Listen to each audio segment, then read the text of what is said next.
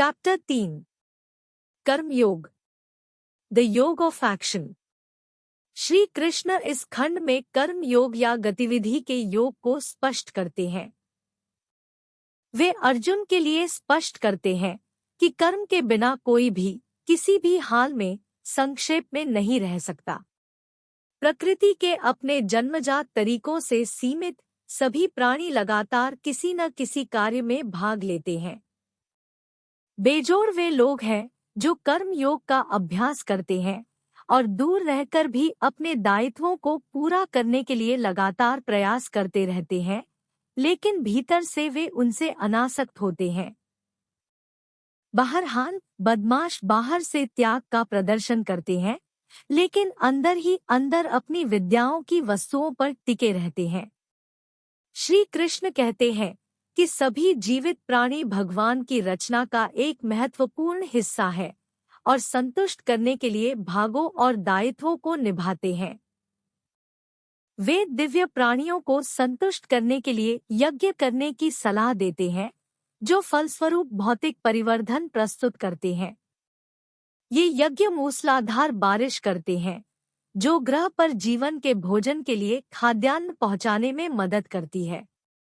जो लोग सिर्फ अपनी क्षमताओं के आनंद के लिए जीते हैं और इस चक्र में अपने दायित्व को स्वीकार नहीं करते हैं, वे दुष्ट हैं और अंतहीन जीवन जी रहे हैं। हालांकि श्री कृष्ण कहते हैं कि जब कार्य या प्रस्तावित कर्तव्य भगवान के प्रति समर्पण के रूप में आगे बढ़ते हैं, तो उन्हें यज्ञ तपस्या भी माना जाता है। उसके बाद वह उस बिंदु पर यह समझ में आता है कि शेष मानव जाति के विपरीत शिक्षित आत्माएं अपने पर्याप्त दायित्वों को पूरा करने के लिए बाध्य नहीं हैं। वे स्वयं के बारे में जानकारी में व्यवस्थित होते हैं और आत्मा के उच्च दायित्वों को पूरा करते हैं। किसी भी स्थिति में वे अपने सामाजिक दायित्वों को नहीं छोड़ते हैं, क्योंकि यह उन औसत नागरिकों के व्यक्तित्व में वैमनस्य पैदा कर सकता है जो प्रेरणा के लिए उनकी प्रशंसा करते हैं। इसके बाद समझदार बिना किसी निजी तर्क के काम करना जारी रखते हैं, केवल दूसरों के अनुसरण के लिए वास्तविक मॉडल सेट करने के लिए, अन्यथा बेक पर अपने अनुशंसित दायित्वों को जल्दबाजी में छोड़ सकते हैं। श्री कृष्ण प्रबुद्ध भगवान जनक का एक ऐसा उदाहरण बताते हैं, जिन्होंने एक इष्टतम शासक और पिता के रूप में अपने प्राकृतिक दायित्वों को निभाया। फिर अर्जुन श्री कृष्ण से पूछते हैं कि मनुष्य किस कारण से पाप करते हैं, भले ही अनिच्छुक हो, जैसे कि किसी शक्ति से। शासक कृष्ण इस बात का बोध कराते हैं कि केवल इच्छा ही भ्रष्ट सर्वनाशक विरोधी है। आग की तरह जो धुएं से ढकी होती है या एक दर्पण धूल में लिपटा होता है, चाहत किसी की जानकारी को ढक देती है और उत्सुकता को छलनी कर देती है। आखिरकार श्री कृष्ण अर्जुन को उपदेश देते हैं कि संकायों, मस्तिष्क और चतुरता को नियंत्रित करके कोई भी इस विरोधी को मार सकता है, जिसे अभाव कहा जाता है, गलत काम का एक आवरण। अर्जुन ने कहा, हे जनार्दन, यदि आप कर्म से ज्ञान को श्रेष्ठ मानते हैं, तो आप क्यों मुझसे यह भीषण युद्ध करने को कहते हैं? मेरी चतुराई आपकी गोलमोल सलाह से चकित है। कृपया मुझे निश्चित रूप से वह एक उपाय बताएं जिससे मैं परम श्रेष्ठ को प्राप्त कर सकूं। मास्टर ने कहा, हे निष्कलंक, रोशनी को प्रेरित करने वाले दो तरीके हाल ही में मेरे द्वारा समझे गए थे। सूचना का तरीका उनके लिए जो विचार की ओर झुके हुए हैं, और जो गतिविधि की ओर झुके हुए हैं उनके लिए काम करने का तरीका।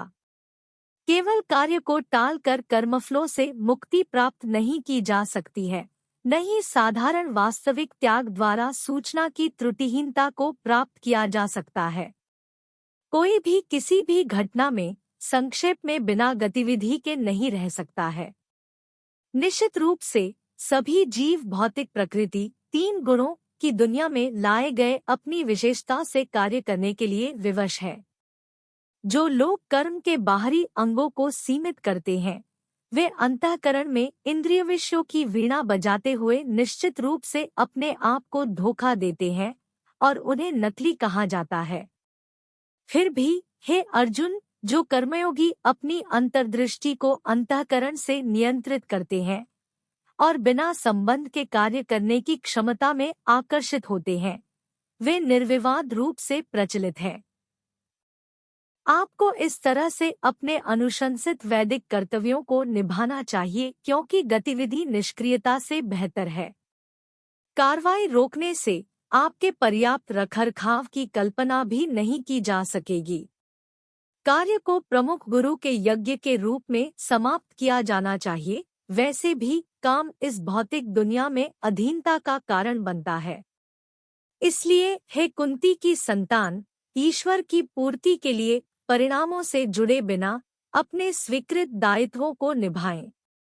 निर्माण की शुरुआत में ब्रह्मा ने मानवता को दायित्वों के साथ बनाया और व्यक्त किया। इन यज्ञों तपस्याओं की प्रदर्शनी में पनपे, क्योंकि वे आपको वह सब देंगे जो आप पूरा करना चाहते हैं। आपकी तपस्या से देवता संतुष्ट होंगे और लोगों तथा स्वर्ग के देवताओं के सहयोग से सभी को असाधारण सफलता मिलेगी। स्वर्ग के देवता तपस्या के प्रदर्शन से पूर्ण होकर आपको जीवन की सभी आदर्श आवश्यकताओं को प्रदान करेंगे। हालांकि जो लोग बदले में योगदान किए बिना जो उन्हें दिया जाता है उसकी सराहना करते हैं, निस्संदेह धोखेबाज है। घोर अस्वीकृत लोग जो पहले तपस्या में प्रस्तुत किए गए भोजन को खाते हैं, अपराध की एक विस्तृत श्रृंखला से मुक्त हो जाते हैं। दूसरे जो अपने आनंद के लिए भोजन पकाते हैं, वे निश्चय ही पाप खाते हैं। सभी जीवित प्राणी भोजन पर जीवित रहते हैं और भोजन वर्षा द्वारा दिया जाता है। अनुशंसित दायित्वों के प्रदर्शन द्वारा निर्मित अंतिम तपस्या की प्रस्तुति से मूसलाधार बारिश होती है। लोगों के दायित्वों को वेदों में दर्शाया गया है और वेदों को स्वयं भगवान ने प्रकट किया है। इस प्रकार सर्वप्रधान शासक तपस्या के प्रदर्शनों में निरंतर उपस्थित रहता है। हे पार्थ, जो लोग वेदों द्वारा निर्धारित तपस्या के मन के फ्रेम में अपने दायित्व को स्वीकार नहीं करते हैं, वे दुष्ट हैं। वे केवल अपनी क्षमताओं के आनंद के लिए जीते हैं। निश्चित रूप से उनके जीवन का कोई अंत नहीं है। जो भी हो, जो लोग अपने आप में खुश हैं, जो उज्जवल है और अपने आप में पूरी तरह से पूर्ण है, जहाँ तक उनका संबंध हो सकता है, कोई बाध्यता नहीं है। ऐसी अस्वीकार की गई आत्माओं के पास अपने दायित्वों को जारी करने या अस्वीकार करने में कुछ हासिल करने या खोने के लिए कुछ भी नहीं है। न ही उन्हें अपनी परिस्थितियों को संतुष्ट करने के लिए अन्य जीवित प्राणियों पर निर्भर रहने की आवश्यकता है। इसके बाद कनेक्शन को आत्मसमर्पण करने और गतिविधियों को करने में दायित्व शामिल होता है, क्योंकि प्राकृतिक उत्पादों से जुड़े बिना काम करके व्यक्ति श्रेष्ठता प्राप्त करता है। राजा जनक आदि ने अपने प्रतिपादित दायित्वों को निभाते हुए निष्कलंकता प्राप्त की। आपको भी दुनिया के लिए कुछ लाभ लाने के लिए एक मॉडल स्थापित करने के लिए अपने दायित्वों को निभाना चाहिए। कोई भी ऐसी गतिविधि जो असाधारण व्यक्ति करते हैं, सामान्य नागरिक उसका अनुसरण करते हैं। वे जो कुछ भी सिद्धांत निर्धारित करते हैं, सारी दुनिया उसकी तलाश करती है।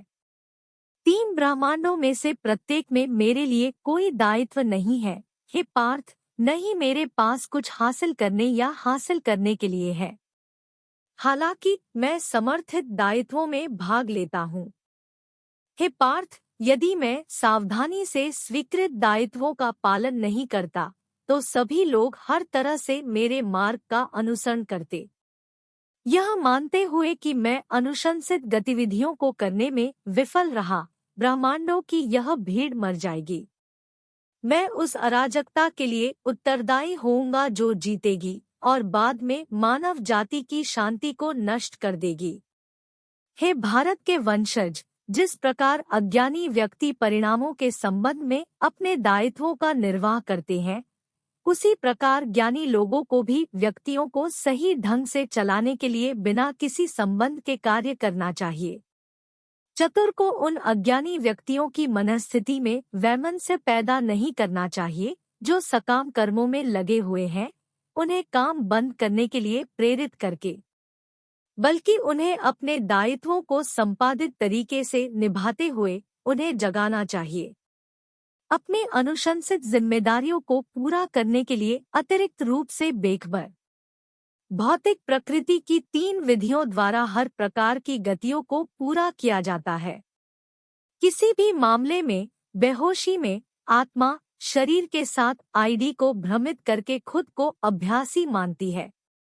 हे शक्तिशाली सुसज्जित अर्जुन, प्रबुद्ध लोग आत्मा को गुणों और कर्मों से अचूक के रूप में पहचानते हैं। वे देखते हैं कि यह केवल गुण है, शक्तियों, मानस और अन्य की तरह दिखने वाले जो गुणों के बीच चलते हैं, विवेक की वस्तुओं की तरह दिखते हैं और इस तरह वे उनमें फंसते नहीं हैं। जो लोग गुणों की गतिविधि से भटक जाते हैं, वे उनकी गतिविधियों के परिणामों से जुड़ जाते हैं। बहरहाल, इन जानकारियों को समझने वाले ज्ञानी को ऐसे अज्ञानी लोगों को परेशान नहीं करना चाहिए जो बहुत कम जानते हैं। सभी कार्यों को मेरे लिए एक योगदान के रूप में बजाते हुए निरंतर मुझ पर श्रेष्ठता के रूप में चिंतन करो। इच्छा और बचकानेपन से मुक्त हो जाओ और अपनी मानसिक निराशा के साथ युद्ध करो। जो लोग मेरे इन पाठों को महत्वपूर्ण विश्वास के साथ रखते हैं और ईर्ष्या से मुक्त होते हैं, वे कर्म की दास्ता से मुक्त हो जाते हैं। जो भी हो, जो लोग मेरे पाठों के साथ कमियों को ट्रैक करते हैं, जानकारी से वंचित होते हैं और किसी अलगाव को अनुपस्थित करते हैं, इन मानकों को अनदेखा करते हैं और अपनी बर्बादी प्राप्त करते हैं। वास्तव में बुद्धिमान व्यक्ति भी अपनी प्रवृत्ति के अनुसार कार्य करते हैं, क्योंकि सभी जीवित प्राणी अपनी सामान्य प्रवृत्ति से प्रेरित होते हैं। बाध्यता से एक जोड़ क्या होगा? संकाय सामान्य रूप से वस्तुओं की भावना के लिए कनेक्शन और एंटीपैथी का अनुभव करते हैं, फिर भी उनके द्वारा विवश नहीं किया जाता है, क्योंकि वे रास्ते पड़ते और विरोधी है। किसी के अनुशंसित दायित्व को निभाने की तुलना में, हालांकि कमियों के साथ छुआ हुआ, अपने सामान्य स्वीकृत दायित्व को निभाना बेहतर है, हालांकि निर्दोष रूप से। जोखिम से भरे दूसरे के मार्ग का अनुसरण करने की अपेक्षा अपने दायित्व के निर्वहन में बाल्टी को लात मारना वांछनीय है। अर्जुन ने पूछा, हे वृष्णि, कृष्ण के वंशज, किसी व्यक्ति को अनिच्छा से भी, जैसे कि जरन, दुष्ट प्रदर्शनों को करने के लिए क्यों प्रेरित किया जाता है? अतुलनीय मास्टर ने कहा, यह केवल इच्छा ही है जो ऊर्जा की विधि के संपर्क की दुनिया में लाई जाती है और बाद में आक्रोश में बदल जाती है। इसे ग्रह पर भ्रष्ट, सर्वखाने वाले दुश्मन के रूप में जाने। जैसे अग्नि धुएं से ढंकी रहती है, दर्पण धूल से ढका रहता है और एक प्रारंभिक जीव पेट से ढका रहता है, उसी प्रकार व्यक्ति की जानकारी अभाव से ढंकी रहती है। कुंती की संतान, यहाँ तक कि सबसे अंतर्दृष्टिपूर्ण जानकारी भी इस अंतहीन विरोधी द्वारा अतृप्त लालसा के रूप में ढक जाती है, जो शायद ही कभी पूरी होती है और आग की तरह भस्म हो जाती है। संकायों, मस्तिष्क और मन को इच्छा के अनुकूल स्थान माना जाता है। उनके माध्यम से यह किसी की जानकारी को मिटा देता है और प्रतीक आत्मा को धोखा देता है। तदनुसार हे श्रेष्ठ भरत, पूर्ण प्रारंभिक बिंदु पर संकायों का प्रबंधन करते हैं और इस विरोधी को अभाव कहते हैं, जो गलत काम का उदाहरण है और जानकारी और स्वीकृति को नष्ट कर देता है। स्थूल शरीर से बेहतर क्षमताएं हैं और संकायों से बेहतर मानस है। विगत मस्तिष्क अंतर्दृष्टि है और आश्चर्यजनक रूप से विगत सूक्ष्मता आत्मा है। इसलिए आत्मा को भौतिक सूक्ष्मता से बेहतर जानकर, हे मजबूत सुसज्जित अर्जुन, उच्च आत्मा की शक्ति द्वारा निम्न आत्म पहचान, मस्तिष्क और उत्सुकता को दमन करें और इच्छा नामक इस काफी विरोधी को मार डालें।